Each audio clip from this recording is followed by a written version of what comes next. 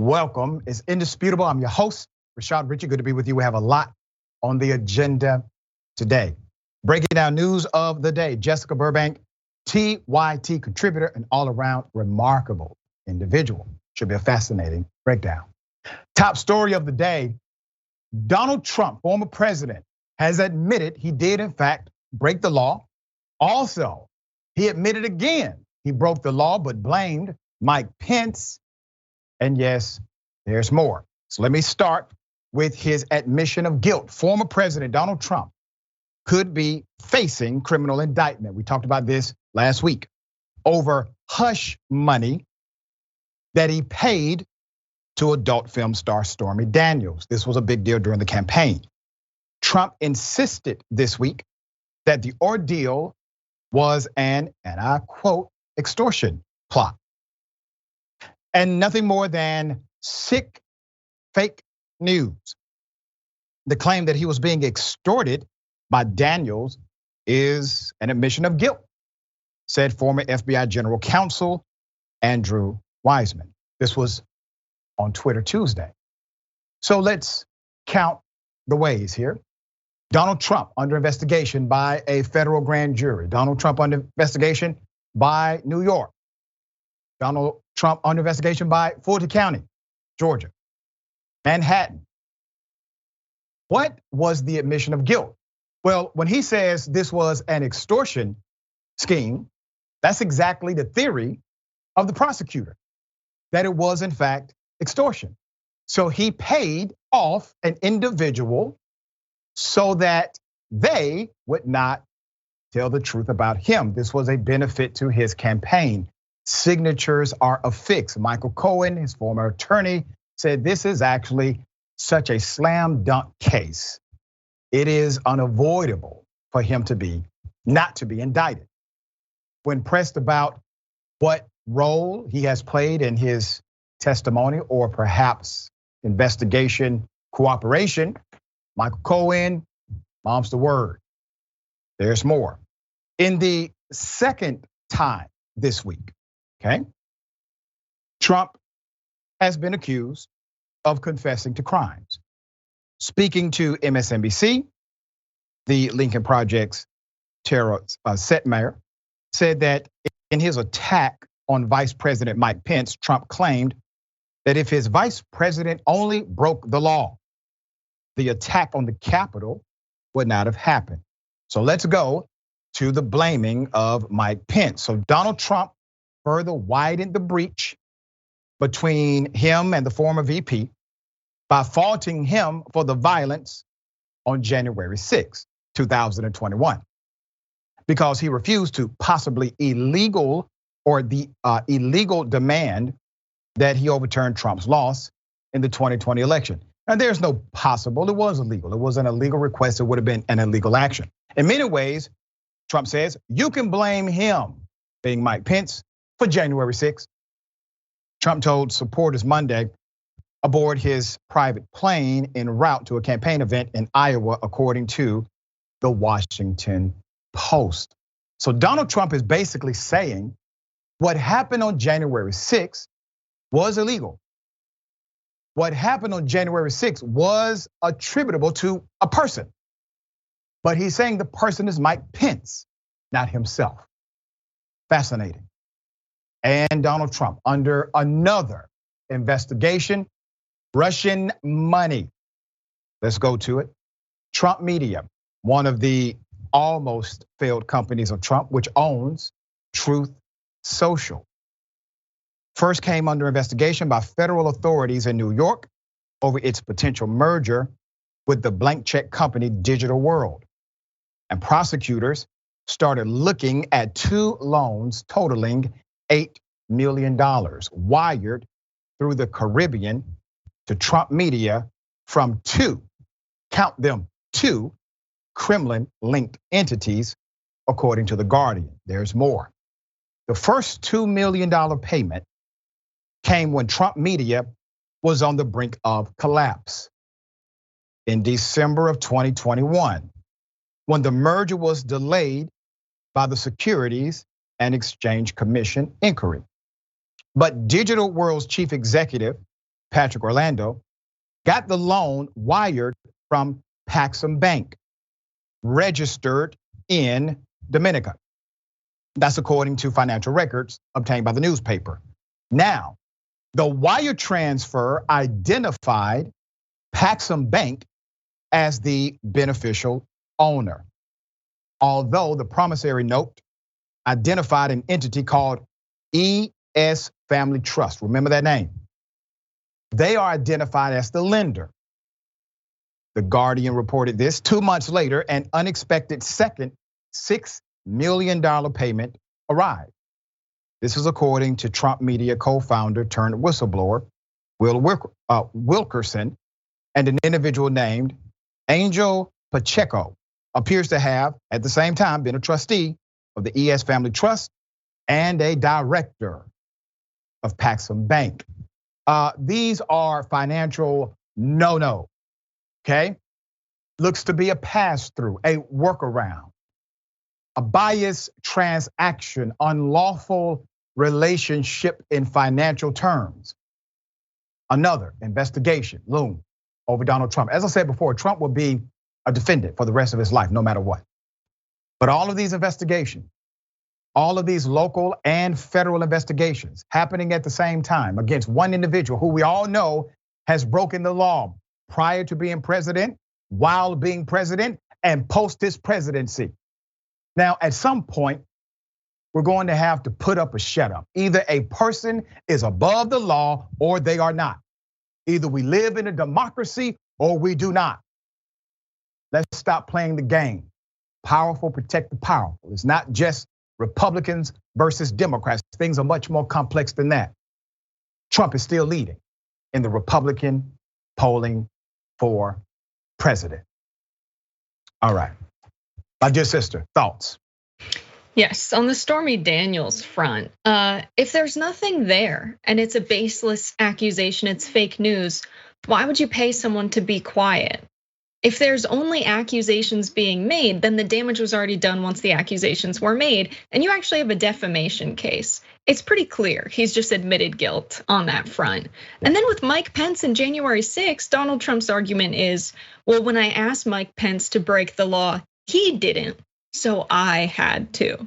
He's got a really sloppy relationship with the law. And on the front of Russia, he's basically inviting foreign influence into the United States political process. You don't get millions of dollars from a foreign entity or from anyone, as a matter of fact, without them expecting something in return, either immediately or somewhere down the line. So despite him being extremely sloppy, it's still hard for the law to catch up with rich people in the United States. But finally, he hasn't been able to make his problems go away as fast as he's created new ones. And so finally, the law is matching his pace there. We shall see if it continues. We will follow and update as it develops.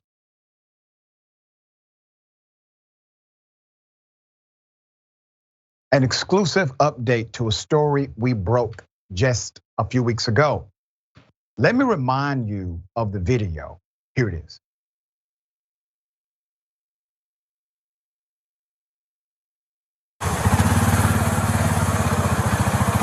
Gun. Drop the gun. Move left. Drop the gun. Hand. Show me your hand. Hands now.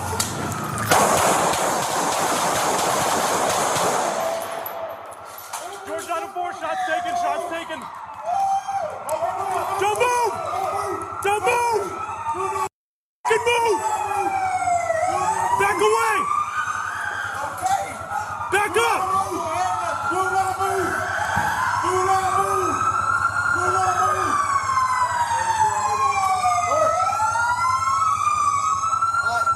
Y'all hold at him. Hey guys, I'll hold these for over. There's now an update and more video. Before I go to the rest of the video, let's put up the picture of Mr. Anthony Franklin. See, his family has now filed a lawsuit. This is an update to a story about the police who shot and killed a 31-year-old black man after he fell to the ground.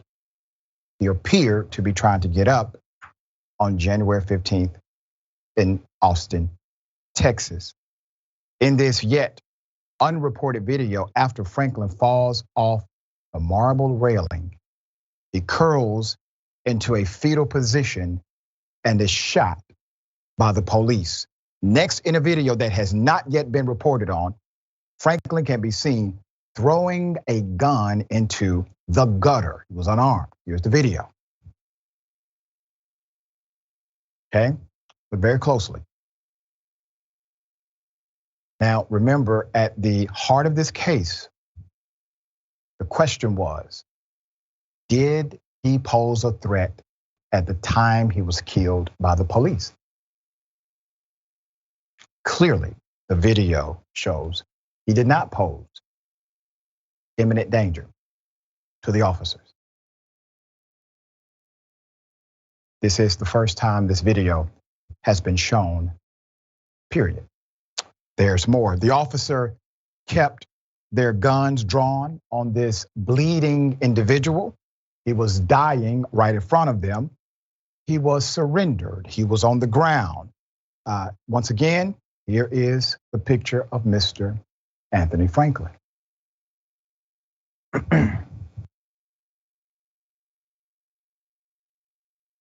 The attorney for Mr. Franklin, the attorney for the Franklin family, spoke directly to Indisputable. Here's Attorney Harry Daniels. There was no reaching. There was no indication of firearms being used. There's no. And if you look at listen to one of the radio communication, the cop saying, "I'm taking incoming shots." Mm-hmm. No, he wasn't. He was shooting. We live in a country of laws, and at the end of the day, cop can be judged or execution. At the time that Mr. Franklin was shot and killed, it posed no immediate threat to law enforcement or the public. So therefore, it's unjustified. If we do not bring Mr. Franklin's story to light, if we do not pursue justice for it, the unlawful killing of Mr. Franklin, guess what? People like you have more cases like Tyree Nichols. Because now, if the police can shoot you, regardless of what you've been accused of, then why we need a court system for? You can't be judged during execution. That's why we have the rule of law. That's why we have due process. That's why we have criminal courts. That's why we have criminal proceedings. Your job as law enforcement is to apprehend a suspect and bring him before the judicial officer, the court of law, to answer for the crimes. This is why we have a constitution. And as I have said many times before, just because you may deserve to see a judge, it does not mean you deserve to see your maker. Cops are not judge, jury, and executioner. How did this get past many of you? There's a reason why many of you are unaware of this story. The Austin Police Department decided to release the body camera footage of this killing at the same exact time the video was released of the killing of Tyree Nichols. They did it to hide their issue of criminality in the fold of the world paying attention to another criminal mob. There's more. There's an excerpt from the Austin Police Department. The statement says, and I quote, "The officers told Mr. Franklin, do not move." And he complied with those commands. Once officers gained compliance from Mr. Franklin, the officers approached Mr. Franklin, even though the gun was still within close proximity of Mr. Franklin. The officers secured Mr. Franklin and searched him for additional weapons. The officers immediately began life-saving measures. Now, Franklin family's attorney, they have filed a lawsuit complaining that the police had no right to shoot and that he was running away from the defendants. The Franklin family attorney, Harry M. Daniels, noted one of the officers asked another officer whether Franklin was reaching for his gun. Daniels said the police should never have fired if they were unsure of an imminent threat. That is absolutely correct. Let me show you the attorneys representing the family. Harry Daniels, Bakari Sellers, and Nathaniel Mack, all good friends.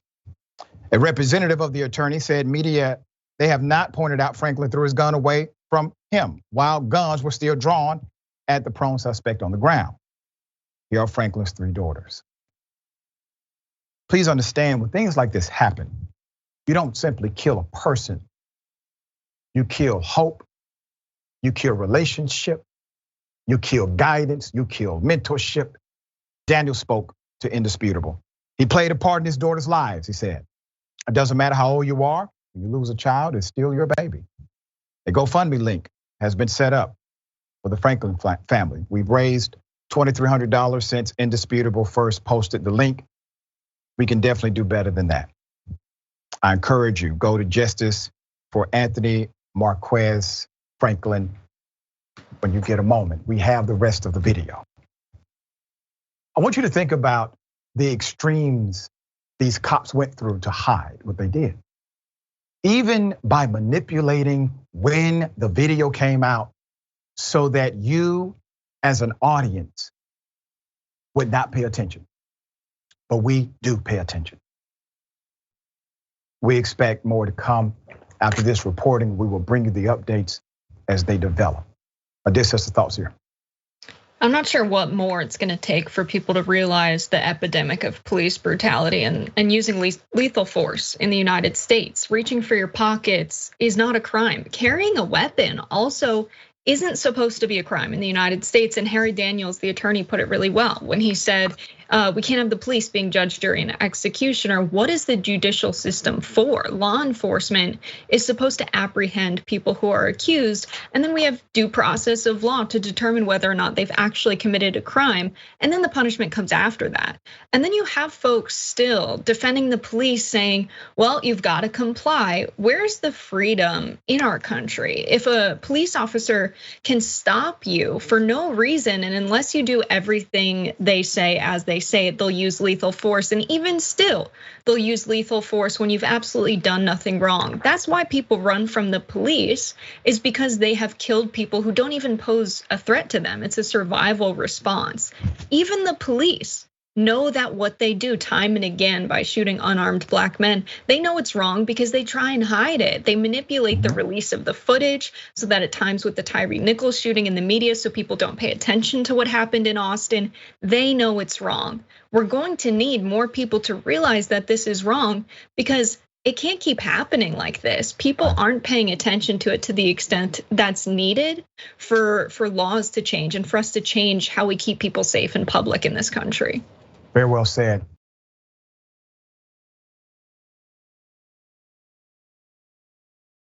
All right, a school official in Iowa, superintendent, does not know if you can say slavery was wrong. We have the video, here it is.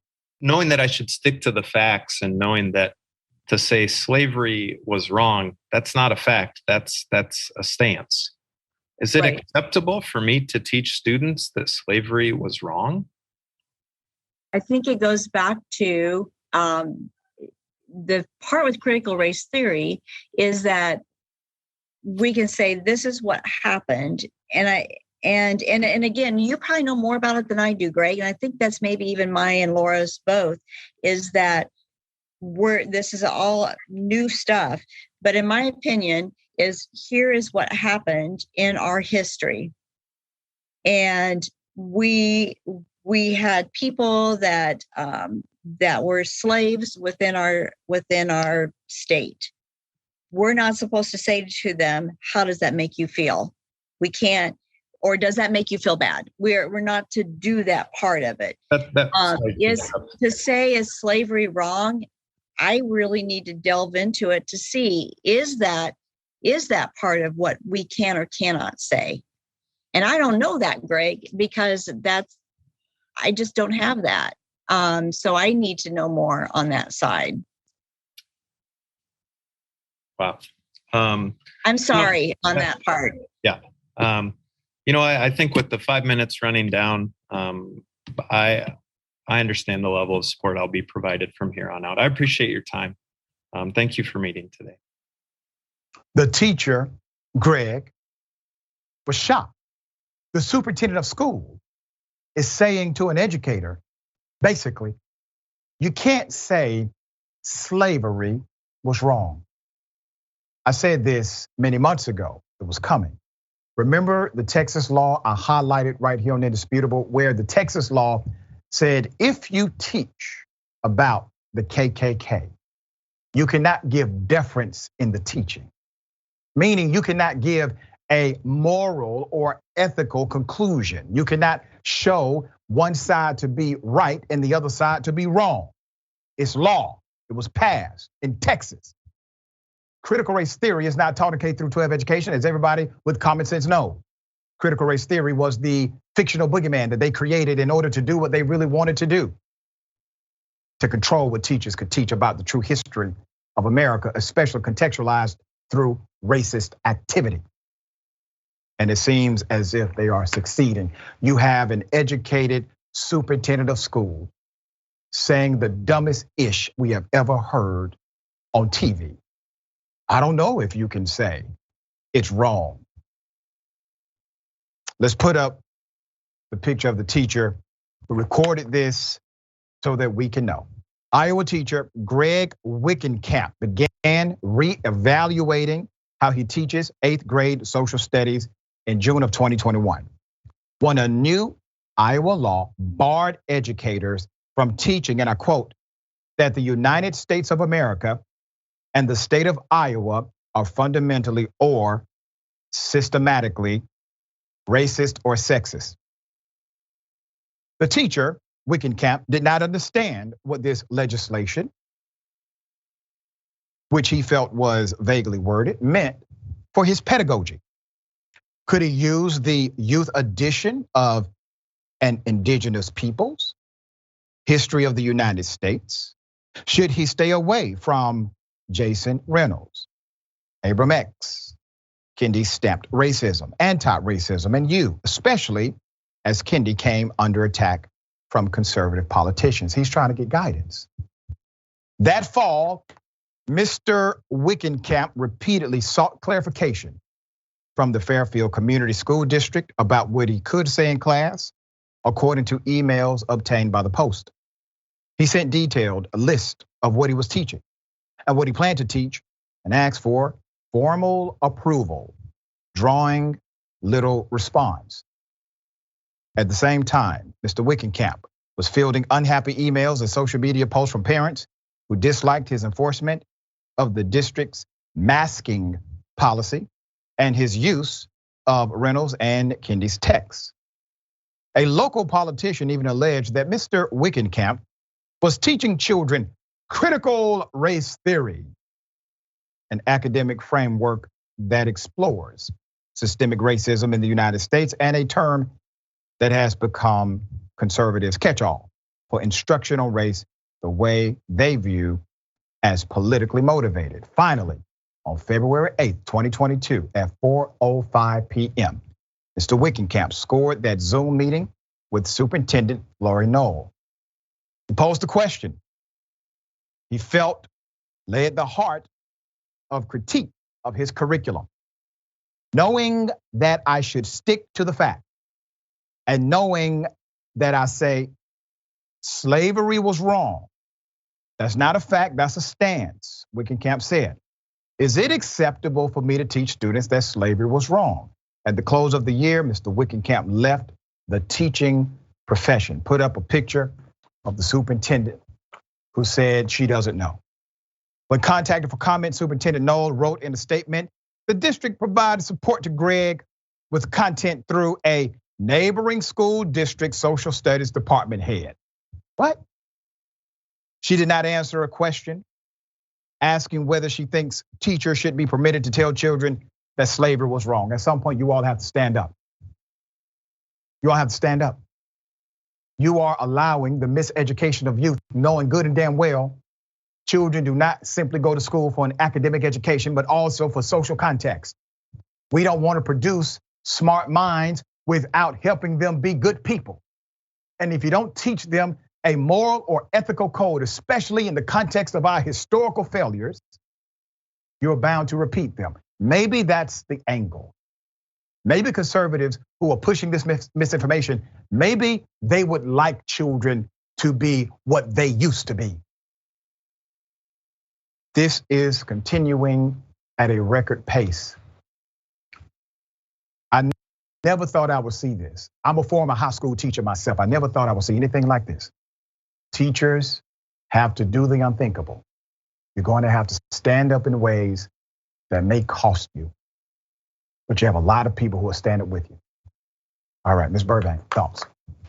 Yeah, I understand Iowa is not necessarily a travel destination in the United States. I've spent 6 months living there. In Union County, I spent a lot of time. Iowa, as a state, fought with the Union Army. And in Union County and all over southwestern Iowa, where I was, you will see Confederate flags flying everywhere. And that's because people culturally identify with the Confederacy in Iowa, which is a really scary phenomenon considering they have a history of fighting with the Union Army. There's an individual decision being made there. It's not baked into their history or culture as a state. If you can't say slavery was wrong, can you say the Trail of Tears was wrong? Can you say World War II was wrong? Can they say the assassination of a president was something that was wrong that happened throughout history? You're setting a precedent when you say you can't say slavery is wrong. But I'm sure if a teacher gives enough details about what happened in history, many students will come to their own conclusion, unless they're from one of the households that I'm sure there are many don't believe slavery was wrong. Because why else would they say, well, I'm not sure if you can say that? Because there are many people, I'm sure, who have lobbied the school district and voiced their opinion that believe things on the other side. And that's precisely why they don't want to teach critical race theory.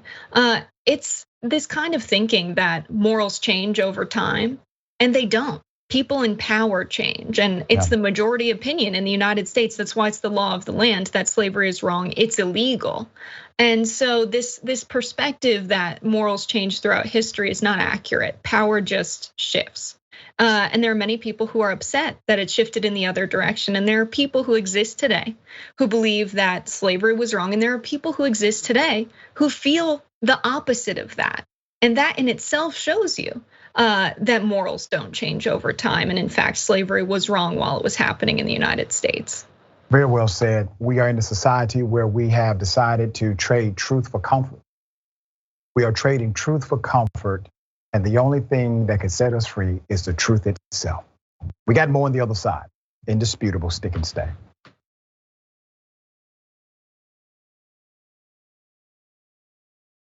All right, welcome back. We have a lot of show left. Good to be with you always. Let me read as many comments as I can. Greyhound Dragon says, how many times can someone admit to guilt and still not be prosecuted? Well, Trump obviously has the record so far. We shall see. Bill's Dragon Circles the Wagon says, is slavery wrong? I don't know. Is a pig's ass pork? Does a bear ish in the woods? Is the sky blue? C. Michael Henson, thank you, C. Michael. We need to stop hiring scaredy cats as cops. Anyone that flinches at the smallest thing so easily should not be given a gun. Either that or too many cops have the officer tackleberry syndrome.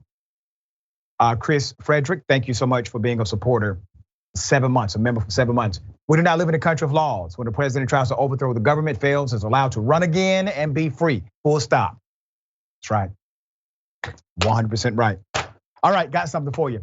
Ladies and gentlemen, I wish a Karen would. You want to call the police on them for having a barbecue on a Sunday. I feel free! Back off! I'm going to tell them there's an African-American man threatening my life. That as stupid as you think I am, lady. I mean, you have a whole parking lot to park your vehicle, so. I didn't want to park. I was trying to get out. Yeah, I know. So you could get out and. No, nobody needs to run your mouth. Is your car all right or not? Lose the attitude. Oh, I didn't even touch that. Is your car all right? No, it's not. Oh, where's the damage? Right here. Oh, it's a little dirt. It's not dirt. Thank you. Oh, well, I didn't hit the side. Do you have insurance and your driver's license? Well, I'll go ahead and call Palm Bay PD. You go ahead. I'm videoing everything. Ignorant. I'm ignorant. You have an entire parking lot. You backed into my vehicle. I asked you to park. And as I'm looking at the damage in my car, you about ran me over. There's some dirt. There's cameras everywhere. Sorry. Oh, well, good for you. You're such a smart-ass, mouthy bitch. as we stand in a church parking lot? Well, you're the one I just touched it. I'm walking from here, watching my vehicle move forward as you back into it. I didn't. Come on, lady. Do you have insurance? I'm not going to argue with you. Stop. He was telling you. As long as over there. You're such an ass. I'm an ass because you ran into my vehicle? Do you have car insurance and your driver's license? No, you're not getting it. Christian and Karenicity. Now, before today, ladies and gentlemen, we had no evidence of Karenicity inside of a First Baptist church.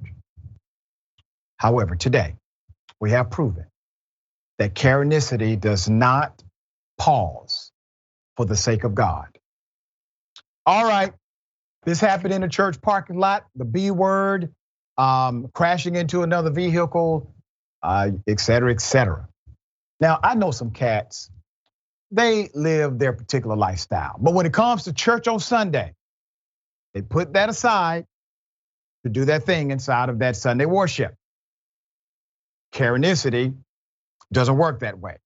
All right, Ms. Burbank, thoughts here? Yeah, I guess Jesus just wasn't around to take the wheel that particular Sunday.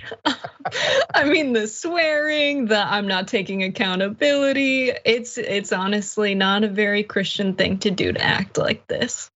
Yeah, it was funny. Can we put the picture up full mask? Can we, that's a church mother right there. Mm-hmm. Really upset about her lack of responsibility.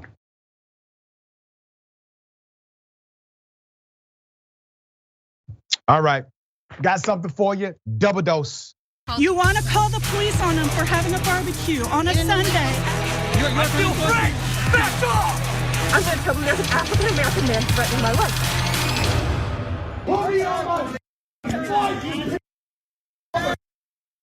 Hey, what? I paid for a flight. Yeah? Hold on. I'm sorry. Oh, no. Don't have any weapons. Don't be quiet, man. Walk away. Tell that motherfucker to shut it down. Listen, they took $2,000 of my money and put me on that flight. Now I'm not on that flight. Okay, cool. How the do I get along with you? I don't know. I don't know you get along with you. Okay. Hey, if I spent $2,000 for a flight, round trip from Longview to Medford back to Longview, why the fuck am I not on a flight back to Longview? Quigley, Q-U-I-G-L-E-Y. Put me on my flight. About 3 margaritas. Yeah, you got a problem with that? Okay, so I got more video, but will he A, be shot, B, have his rights violated, or C, fight the police and simply be apprehended? Which one do you think? Here it is. Why do you have a problem with that? And you have a liquor bar in this airport. Bring it down. Listen, I'm on a flight and I paid $2,000 to be on. Listen, why? There's no reason to arrest me. Turn around now. Why? Turn around. All right, come on. Let's go. Stand around. Hey. On the ground.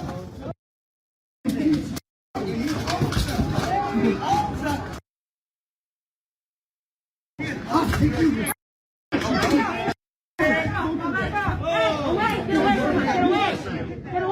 Get away.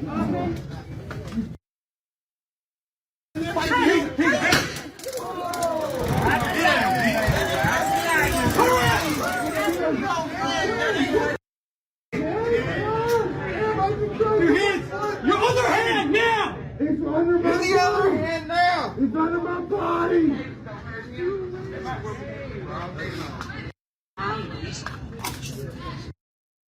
All right, if you chose C, you were correct. Let's put up the picture full mass here. Now you will notice that this was a full contact combat against the police. Nobody said he's reaching for my gun. Nobody even pulled out a gun on him. They only pulled out a non-lethal device after attempting to utilize their training to de-escalate the situation, posing reasonable questions. Sir, have you been drinking? How much have you had? What's your name? All right, Ms. Burbank. I highlight this male Karen to show that police officers are well aware of how to actually utilize the training they were given the circumstance. I gotta say, these cops were super professional. What are your thoughts? Yeah, they de-escalated this and didn't have to use lethal force. I don't know, was it a miracle? Or does it just demonstrate the systemic racism in our policing system? I don't know, you be the judge. I think it's the latter. Yeah. It's unfortunate that today, if you buy a flight, you have only a chance of getting on a plane, but it's not the fault of the desk agent. It's not the fault of anyone in the airport. It's not the fault of security. Tasers and tequila are a bad mix, and this male Karen here that was in Margaritaville, I don't think it's gonna make it to his destination. Yeah, and you're gonna have to owe an extra $2,000 plus to get out of jail. So that didn't really work out for you, sir. Okay, we got more on the other side. It's indisputable, stick and stay.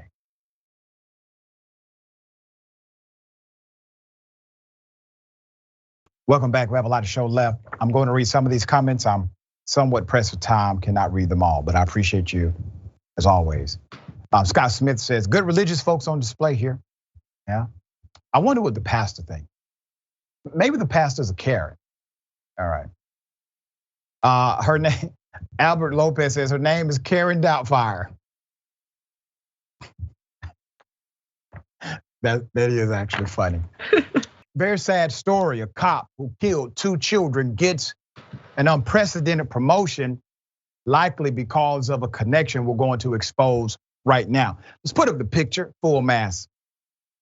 Okay, Louisiana State Trooper Caleb Reeves on the left, who was responsible for the deaths of 2 children in a car he crashed in 2020, is being transferred to the agency's intelligence division, highly coveted.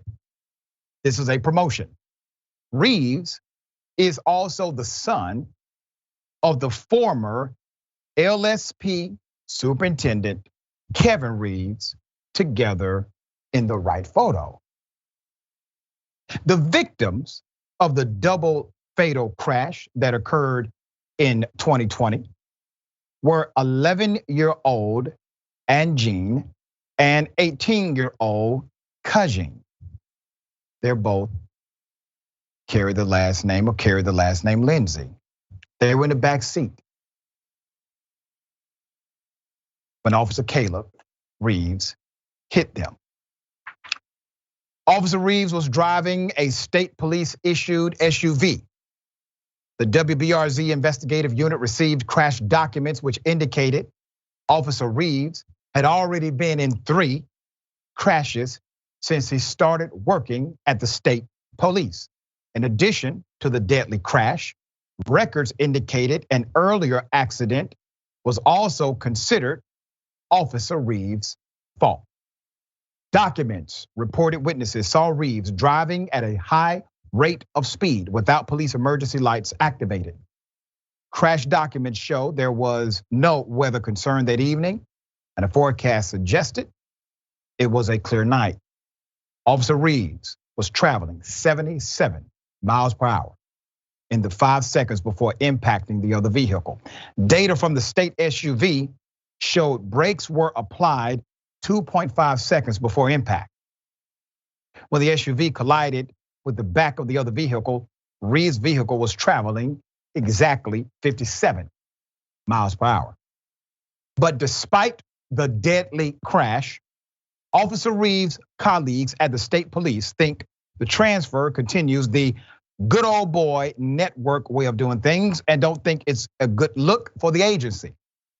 State police called the transfer a lateral move and said Reeves would not receive a pay increase. However, troopers say the position is highly sought after and is looked at as a promotion.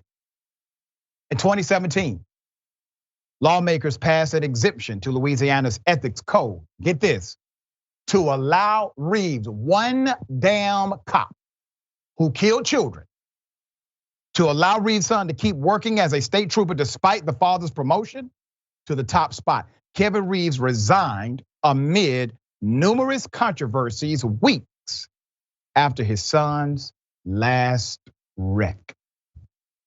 The elder Reeves resigned amid a cloud of controversy after Ronald Green died in state police custody May 2019. The WBRZ investigative unit uncovered Reeves had his phone sanitized, clean, wiped, destroying of evidence during the state and federal investigation into Green's death. Father-son duo here. That's what it is. Father-son duo. They don't give a damn about serving the community. They give a damn about serving themselves. Who in the hell allows a cop with that many accidents on his record? At fault accidents, it was his fault. He ends up killing 2 children and getting a promotion afterward. You see, to the police, you may think somehow that this narrative about corrupt cops is out of control, that there are more good cops than bad cops. Please understand, when an entire department makes a decision like this, and no one in that department of rank is willing to go on the news and criticize their own damn department for this kind of insanity, this is why many people don't like the police. None of this makes sense. You can't do this kind of action at any job in America and expect to still be employed. But if you are the police, you can expect to not only be employed, but to get a promotion. 2 people are dead, others are injured. This cop is out of control, and you gave him a promotion. Even other cops are questioning your move. Ms. Burbank, thoughts? It sounds like they had a wealth of evidence to show that he was in fact responsible for the death of these 2 people, but it's clear that they needed something on his phone. It was a part of the investigation. That's why they discovered it had been sanitized.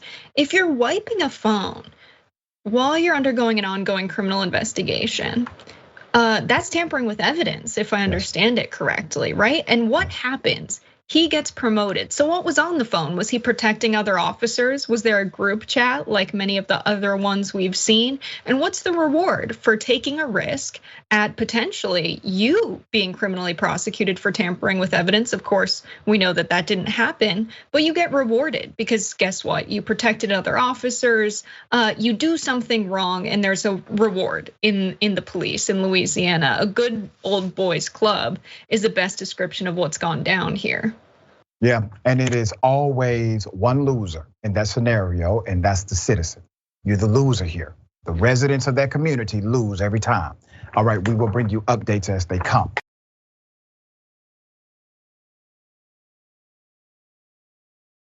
Exclusive. A student barred from being a cheerleader, but qualified.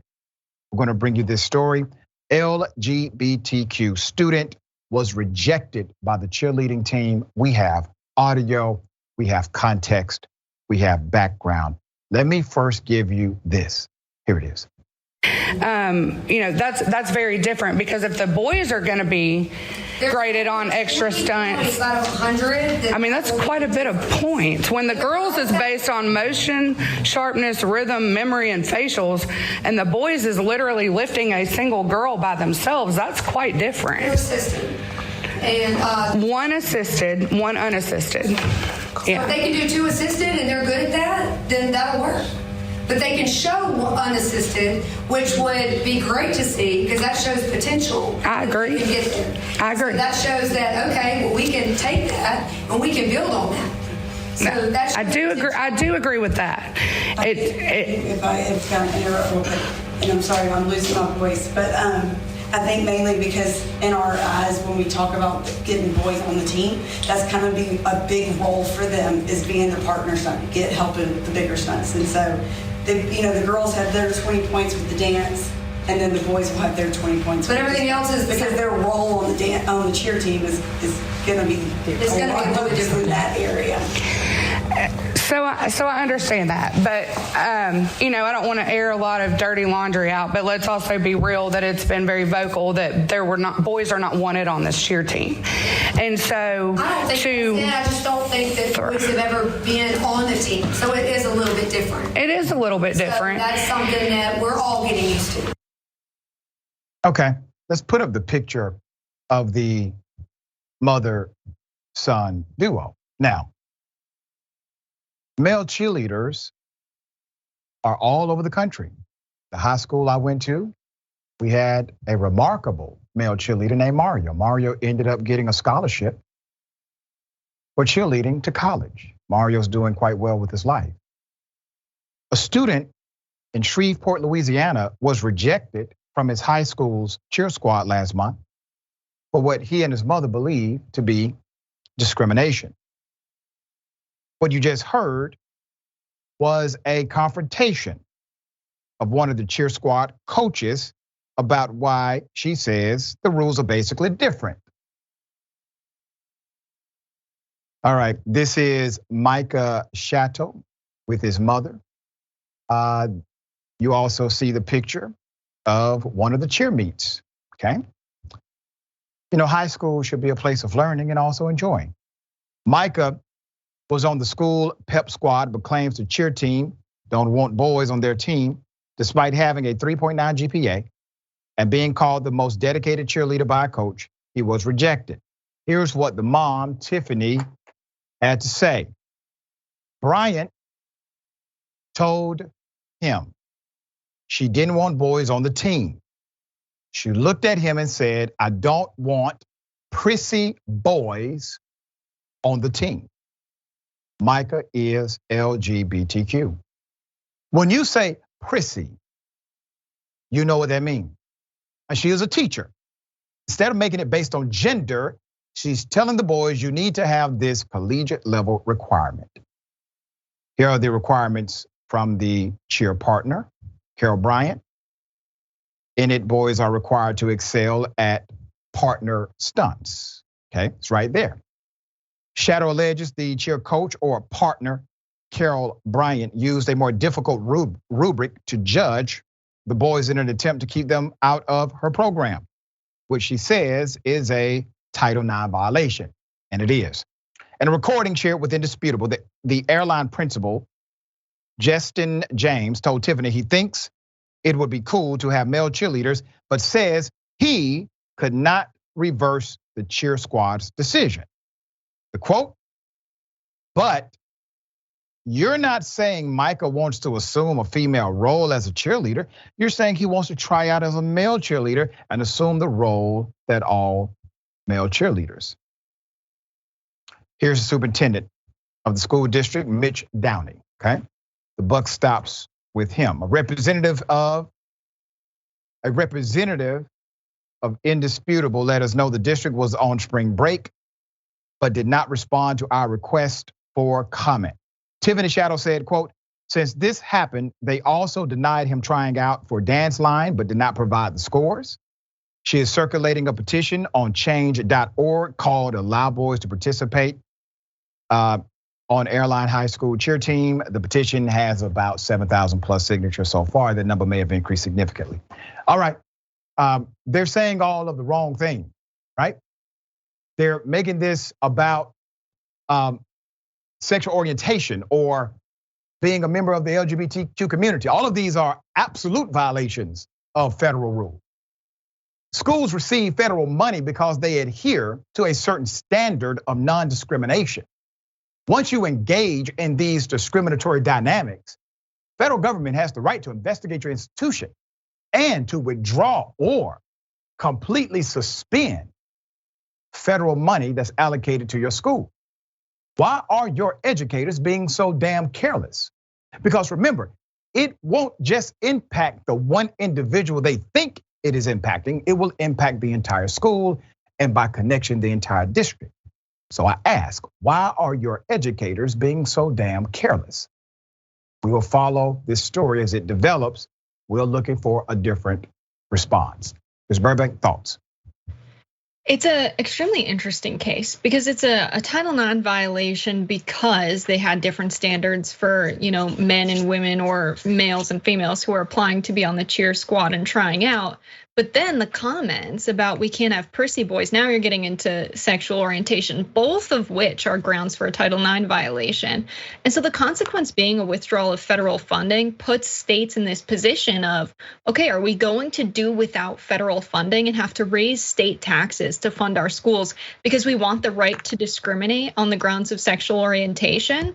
That's going to push us into the territory of now we're going to need a new amendment to the Constitution that is going to explicitly say you cannot discriminate on the basis of sexual orientation. And with this Supreme Court, I don't see them ruling in that direction. So it's really scary times because I think there are many states that would say, you know what, we're gonna have a discrimination tax so we can fund our state schools so that we can discriminate on the grounds of someone being LGBTQ+, and that's really scary. Yeah, we are in the legislative twilight zone, so to speak. All right, we got more on the other side. It's indisputable, stick and stay.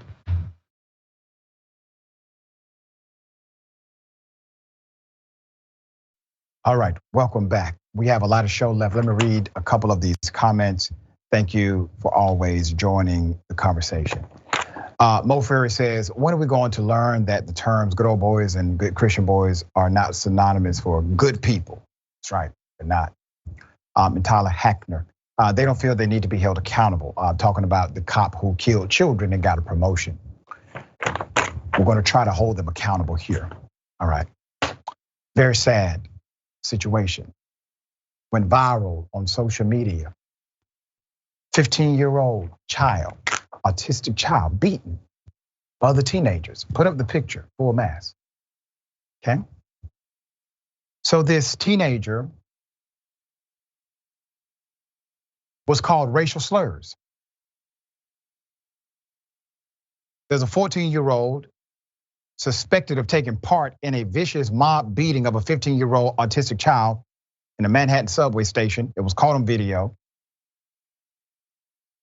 Arrests have been made. The incident began when the teen, who was black, was accosted by a teenage girl who dragged him out of the subway car.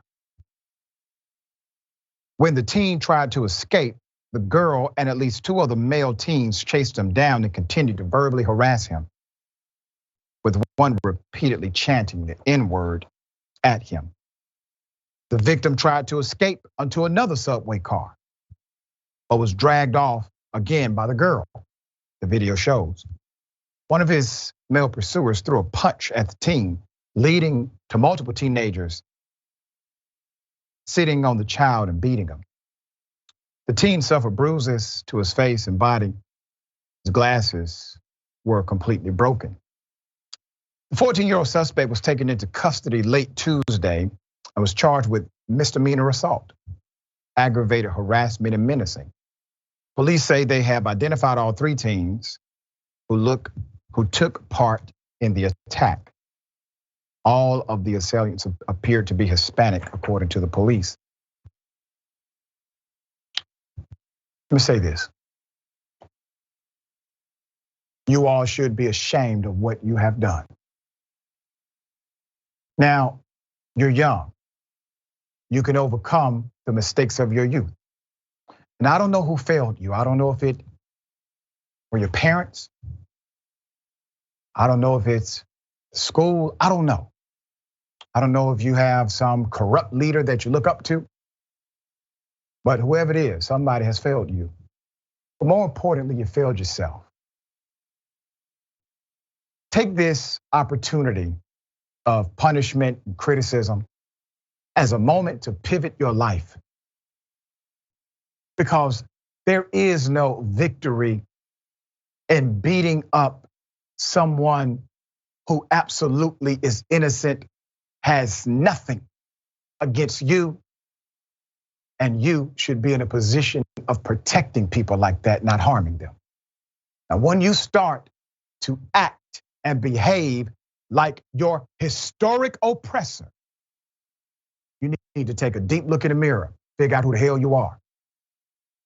All right, Ms. Burbank, thoughts? Yeah, it's sad that the kids were taught to exhibit this behavior. They had to learn this from someone or somewhere. But also, I know the New York City subway is a busy place. Where were the adults while this was happening? If you see teenagers beating on each other, let alone beating on a kid who is autistic, and you hear them spewing racial slurs at the kid, I mean, clearly you've got to intervene. And this is where we get into the space of what are the consequences of the degradation of community in our society. Yeah. I mean, where I grew up, parents, if they saw somebody else's kids doing something wrong, they would intervene, they would say something. If I saw kids messing around on the street, I would say something. But to see kids acting like this and think, not my business, not my problem, that's really sad, honestly, that we've gotten to that point. Yeah, agreed. Always a pleasure, just to have you on the program. Tell people how they can follow you, check out your great work. Always pleasure to be on. You can follow me on Twitter, TikTok, it's Burbank, and then on Substack as well at Burbank. All right, looking forward to the next time. All right, Bullpen is next. Stick and stay.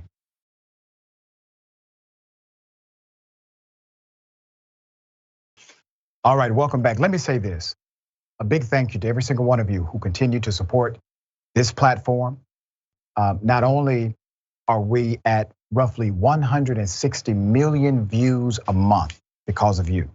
We're still the fastest growing TV news show in America. And now we have over 1 million podcast downloads, making Indisputable one of the top 5% in the top 5% of all podcasts in the country. That is because of you. There's nothing really special about me, but there's something significantly special about you. I appreciate you in advance for everything that you continue to do and all of the support you give this young brother from Glenwood. All right, ladies and gentlemen, welcome to the Bullpen.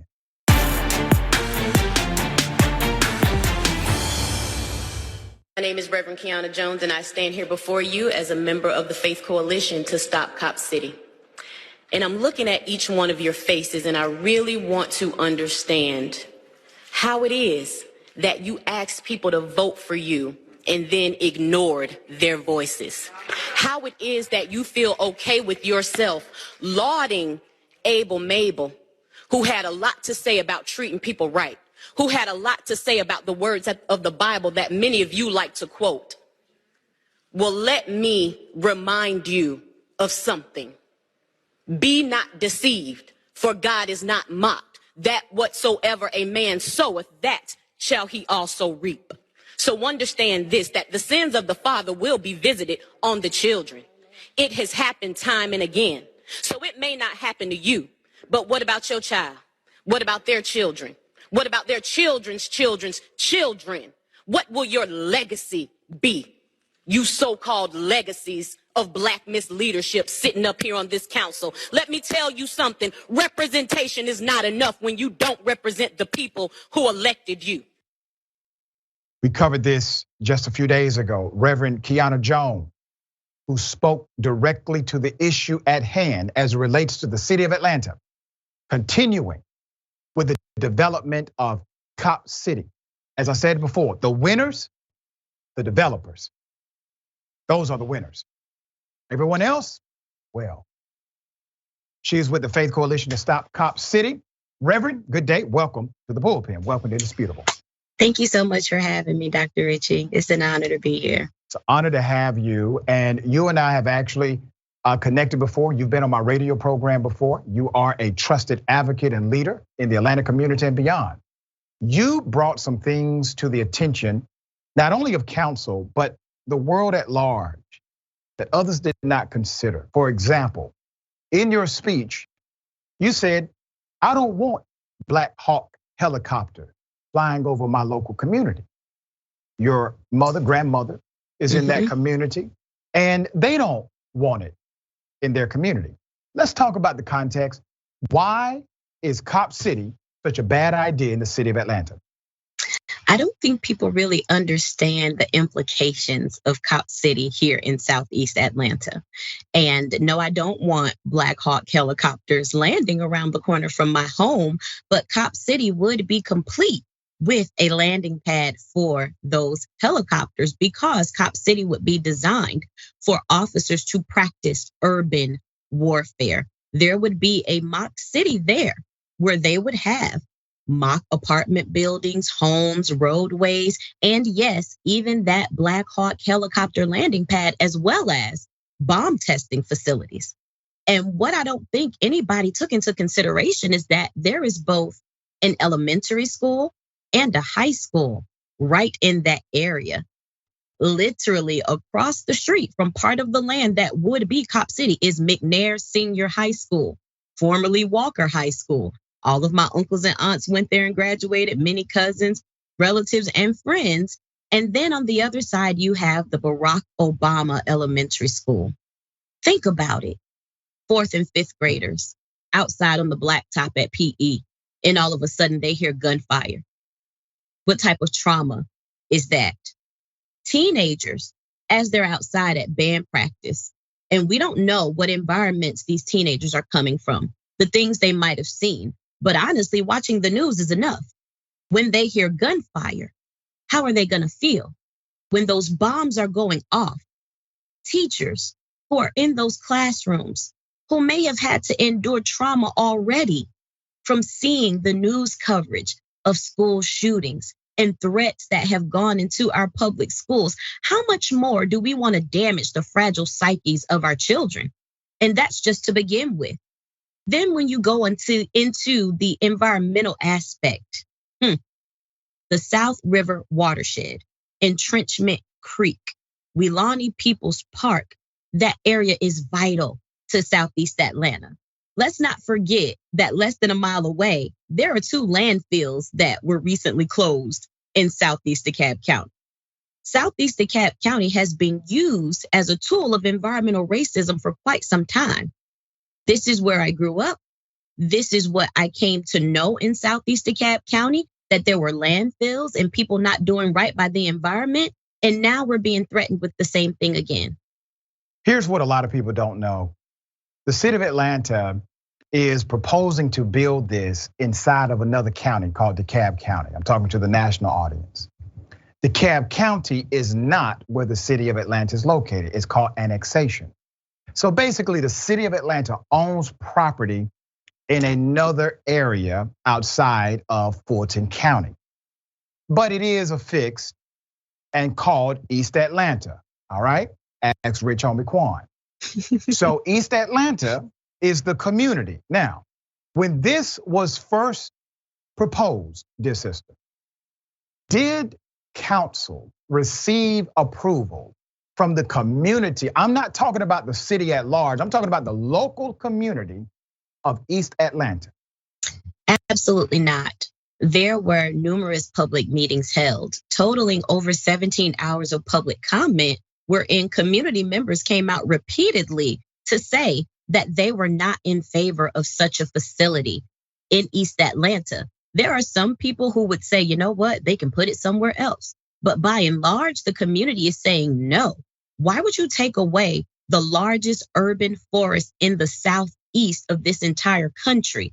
There is no other state in the southeast that can boast the urban forest that we have, which is also commonly referred to as the lungs of Atlanta, because Atlanta is so congested at this point that we, despite the traffic that we have, we don't have the same level of air pollution as other cities like LA that are just as congested because of the South River Forest, because of Weelaunee Peoples Park, because of Entrenchment Creek. And let's not diminish the value of the South River, because without it, all of the sewage from North DeKalb County would be dumped right here in Southeast Atlanta, again, where the environment has historically not served the people.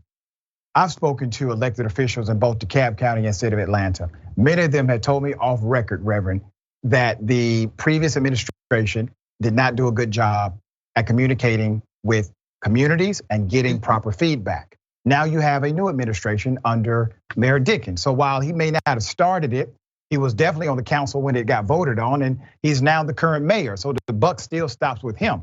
Let me ask you this question. When it comes to what should have been done, if you were to go back in time and say, this is the way you all should have done it, what would your proclamation be? My proclamation to that council would have been to say, look, you have to take community input into consideration. And if you are talking about a project of this magnitude, it's not something that you do and sign off on overnight. I would have conducted community surveys. I would not only have conducted community surveys, I would have conducted land surveys. I would have done traffic studies to study the area in Southeast Atlanta where you're proposing to put this facility. I would have actually talked to the contractors who they have hired to put it all together. And I would have said, hey, if we should go forward, are you willing to hire 33% of community members to work for you? Because I would have been thinking holistically about the city that I serve. I also would have had very in-depth conversations with law enforcement agencies to understand the ask. Because if we're talking about training, training is not the issue. Training has been done and done and done again. Yeah. But Black people are still disproportionately killed and mistreated by police. We are still overly surveilled. We are still targeted by police officers. So I don't know that training is the issue. I do believe that it is an issue of police culture. And further to that point, it's an issue of a system that unjustly assesses justice. It's an issue of a system wherein some people are held above the law and others are held stringently to it. So I don't know that training is what's needed here. And for that matter, if you wanted to do training, there are large tracts of lands in other places here in Georgia that you could have proposed this. But you came to Southeast Atlanta, which is very, very Black, which has not been totally gripped by gentrification yet. And you said, we can put this right here so that those people stay right over here, especially when they're able to move back into East Atlanta the way they want to in about 20 years, because we don't want to make Buckhead upset, because we need that Buckhead money. So because we're making Buckhead stay, we got to make Buckhead comfortable. And we have to keep those people right there where they are. You know, I proposed something to members of council. Since Buckhead likes police so much, why don't they just build this in Buckhead? Since they like the police so much. You know why? Because Buckhead, they don't want Black Hawk helicopters flying over their communities. They don't want children in their schools to hear gunshots during training. That is why, all right? So you said something so spot on, Reverend. It's not training, it's not policy. And I say often, I say this to my college students a lot as well. Policy is what it is, but culture eats policy alive every day of the week. Your issue is a cultural issue, not a policy issue. At this point, you don't have many supporters left. Even those that were somewhat supportive are now saying the cost is too high. You have one controversy already of a dead activist, environmentalist, who was a pacifist. You have that. Now you also have the lack of transparency from the police in reference to that. Then you have this $90 million bill that the taxpayers have to pay. Who is going to implement the contract? So where it is today, Reverend, what should the city do? Should they rip up this agreement, anticipate the violation of contractual terms, start over? What should they do? Honestly, they could rip up this contract because they're already in violation of a lawsuit. There's been a lawsuit filed for this illegal land swap.